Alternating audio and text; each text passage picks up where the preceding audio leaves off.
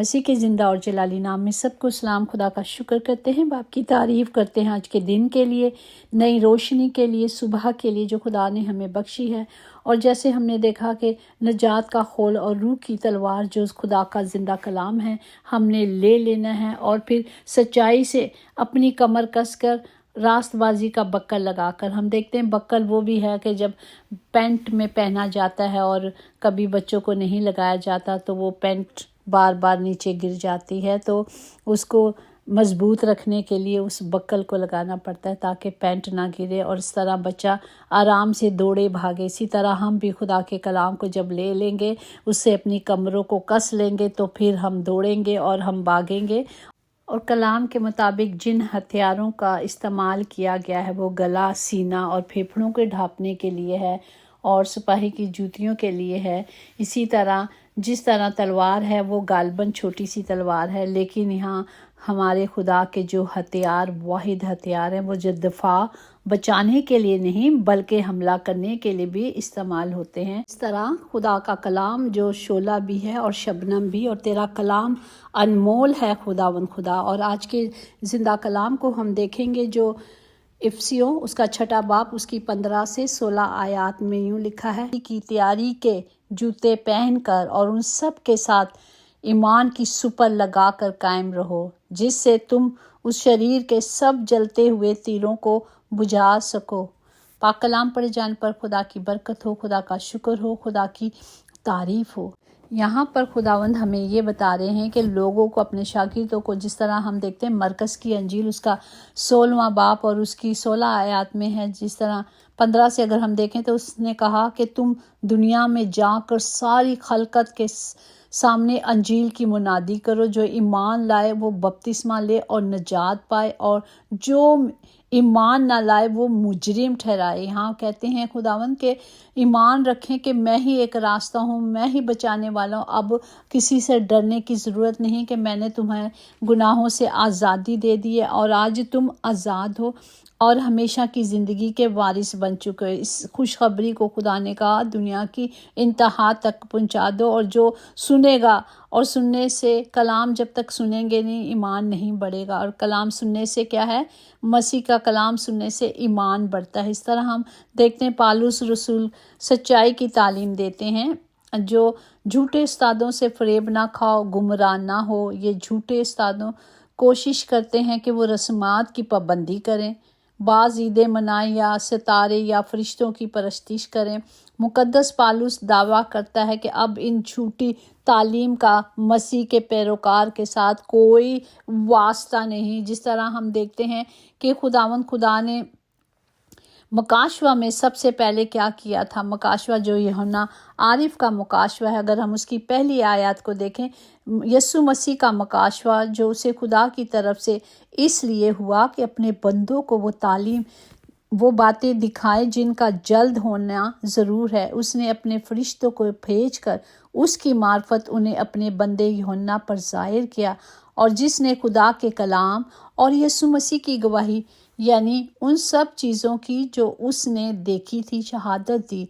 इस नबूवत की किताब का पढ़ने वाला और उसके सुनने वाले और जो कुछ इसमें लिखा है उस पर अमल करने वाला मुबारक है, क्योंकि वक्त नज़दीक है। Praise the Lord.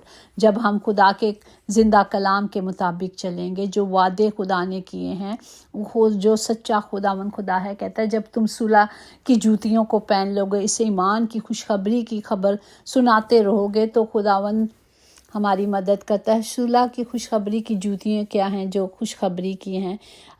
मुझे 3-4 मतलब दिसंबर के महीने में, उससे पहले मुझे 3 दफ़ा एक ही तरह की रोहा आ रही थी कि मैं कहीं जा रही हूँ और मेरी जूतियाँ जो है ना, और मैं अकेली सफ़र कर रही हूँ और कहीं मैं गई हूँ और मेरी जूतियाँ जो है ना वो दलदल में फंस गई हैं, और मैं बहुत कोशिश करती हूँ तो मैं जूतियों को निकाल नहीं सकी और वो अंदर धंस गई। और ये 3 दफ़ा मुझे विजन आया, सेम दुआ में मुझे आया, और ऐसा ही हुआ। मैंने सफ़र किया दिसंबर में और मैं अपने सुलह की जो सलामती की जूतियाँ थी वहीं छोड़ कर आ गई।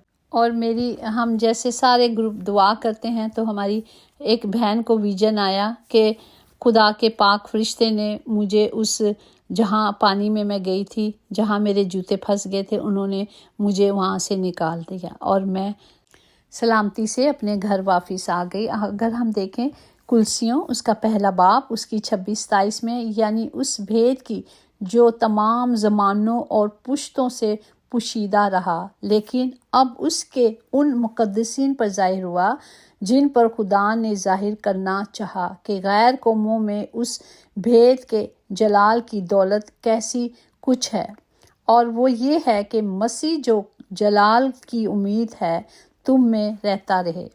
اور اسی طرح اگر ہم اس کی 28-29 میں بھی دیکھیں، جس کی منادی کر کے ہم ہر ایک شخص کو نصیحت کرتے اور ہر ایک کو کمال دانگی سے تعلیم دیتے ہیں تاکہ ہم ہر شخص کو مسیح میں کامل کر کے پیش کریں، اور اسی لیے کہ میں اس کی اس قوت کے موافق جاں فشائی سے محنت کرتا ہوں۔ اور اسی طرح اگر ہم دیکھیں افسیوں 3:3-7 میں کہ یعنی یہ کہ وہ بھید مجھے مکاشوہ سے معلوم ہوا، چنانچہ میں نے پہلے اس کا مختلف حال لکھا ہے، جسے پڑھ کر تم معلوم کر سکتے ہو کہ میں مسیح کا وہ بھید کس قدر سمجھتا ہوں جو اور زمانوں میں بنی آدم کو اس طرح معلوم نہ ہوا تھا، جس طرح اس کے مقدس رسولوں اور نبیوں پر روح میں اب ظاہر ہو گیا ہے، یعنی یہ کہ مسیح یسوع میں غیر قومیں خوشخبری کے وسیلے سے میراث میں شامل اور بدن میں شامل اور وعدوں میں داخل ہیں، اور خداوند کی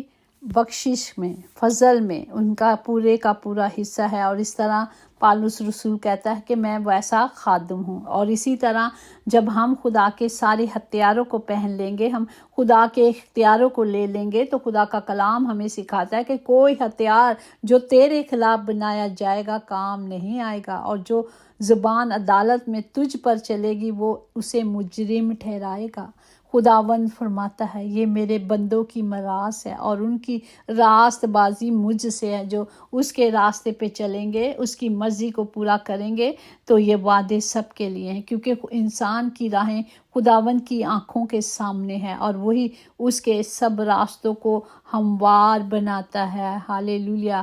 خدا کا کلام ہمیں یہی سکھاتا ہے کہ ہم نے خدا کی اس خوشخبری کے کلام کو دنیا تک پہنچا دینا ہے اور شریر کے سب جلتے ہوئے تیروں کو بجھا دینا ہے۔ جہاں جہاں خدا کا کلام چلا جائے گا، جہاں جہاں خدا کے کلام کی قدرت آ جائے گی، تو کوئی شیطان کا جو ہتھیار ہے اختیار کام نہیں کرے گا۔ جس طرح خدا نے کہا کوئی ہتھیار تمہارے خلاف جو بنا ہے وہ کام نہیں کرے گا۔ خدا نے ہم سب سے وعدہ کیا ہے، ہم نے صرف کلام کو لینا ہے اور خدا کے اس کلام کو دنیا کی انتہا تک پہنچا دینا ہے، تاکہ اندھے جو ہیں وہ دیکھیں، لنگڑے چلیں، اور جو اندھیروں میں ہیں، مصیبتوں میں ہیں، جو ابلیس سے جکڑے ہوئے ہیں، خدا کہتا ہے انہیں آزاد کرنا ہے، کیونکہ وہ کلام کو نہیں جانتے۔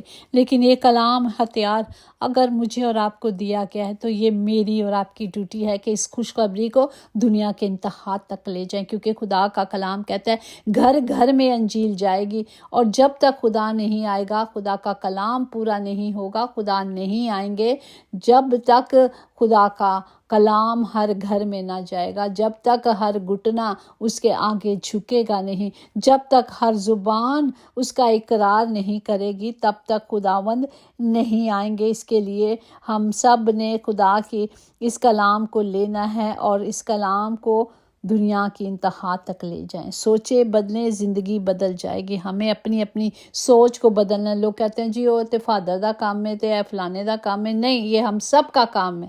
اٹھے اور اس کلام کی اس تلوار کو سب کے لیے مانگے۔ یہ کلام ہتھیار اختیار سب کے لیے ہونا چاہیے، اپنے بچوں کے لیے، اپنی نسلوں کے لیے، بلکہ ہر قوم کے لیے، کیونکہ خدا نے سب کے لیے اپنی جان بخشی ہے۔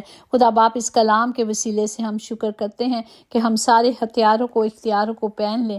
خدا کا کلام جو دو دھاری تلوار ہے، ہمیں اسے لینا ہے تاکہ ہم اپنے دشمن کا ساتھ مقابلہ کر سکیں۔ اس کلام کو، اس ہتھیار کو ہم نے سب کے لیے لینا ہے۔ باپ سب کو برکت دے، تمام گھروں کے خطے بھرے رہیں، کبھی کوئی کمی کبھی کوئی کمزوری نہ ہو یسوع کے نام سے، کیونکہ آپ نے کہا جو کچھ میرے باپ سے میرے نام سے مانگو گے میں دوں گا۔ باپ جی ہم اس کلام کو اور اس کلام کے وعدوں کو، اس کلام کی خوشخبری کے لیے جو غریبوں کی خوشخبری کی منادی سنائی گئی ہے، یہ انجیل سارے لوگوں کے لیے فکر سے بھری ہوئی ہے۔ جس طرح بھی ہم اس کلام کو دنیا میں لے جائیں گے، دنیا شادمانی میں رہے گی، خوشی میں رہے گی، کیونکہ یہ خداوند کی آمد کی بشارت کا کلام دیتی ہے۔ خدا باپ سب کو برکت دے اور سب کے ساتھ ہو یسوع کے نام سے، آمین۔ یقیناً بھلائی اور رحمت عمر بھر ہم سب کے ساتھ ساتھ رہے گی اور ہم ہمیشہ اپنے خداوند کے گھر میں سکونت کریں گے، آمین۔ God bless you all.